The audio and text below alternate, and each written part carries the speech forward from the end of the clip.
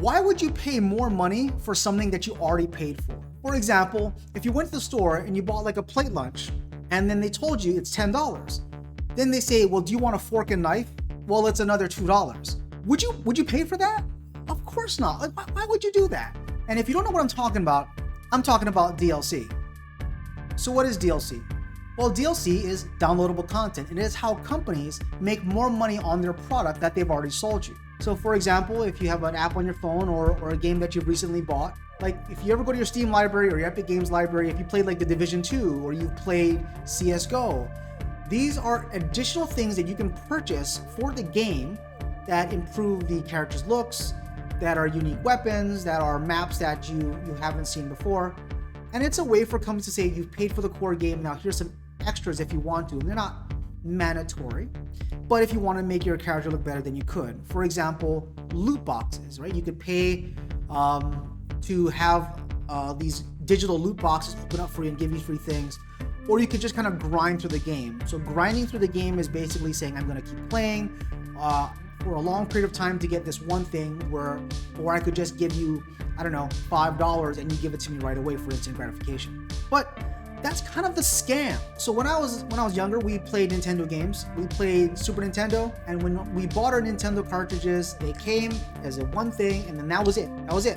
You just paid for that game, and then there were no additionals, right? You paid $50 or whatever the case was, and you got everything that's supposed to come with. Microsoft jumped on it, PlayStation jumped on it, and all these other in-app purchase companies jumped on it. They said, hey, what a model. We'll sell them something for $20 or $30. They'll think it's cheap, and they'll realize as they're playing through the game, it's massively crippled, or it's not as fun.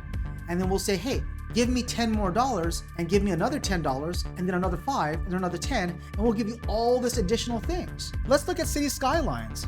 It's $30 for the base game, but if you want all the add-ons and all the additionals, you're going to be paying grand total of $204.50 for the entire game. So you get the game and all of these add-ons for $204.50. I mean, my goodness, why couldn't they just give you that with the original game, but not have it cost so much? Or just raise the price to, I don't know, $75 and include everything. But this is how they take advantage of you. If you want all of these add-ons, you could pay $30 for the base game and pay upwards of $204.50 for everything included. Or here's Tom Clancy's The Division. $30 for the game. You can buy the gold edition for $50. And look at all these other DLCs. You can get all these things. So this is more or less a pay-to-play service at this point. And to me, that just sounds like a giant ripoff. And I'd really like to know how you feel about it. Like, does it feel like a giant ripoff? In my eyes, it is. It's like buying a car with 3 wheels.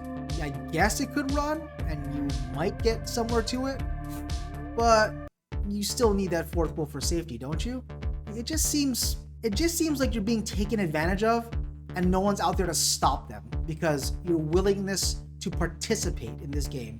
For example, when my students ask me, well, do you play online multiplayer games? And my answer is always the same. No, I don't play multiplayer games. Like when I played multiplayer games, we all picked up our computers, we went to a friend's house, we cracked open a 6-pack of beer, and then we sat around, we plugged all our computers into one network, and we just played. We talked to each other, we socialized. And now it's a little different. Now it's, you could be next door, you could be thousands of miles away in India.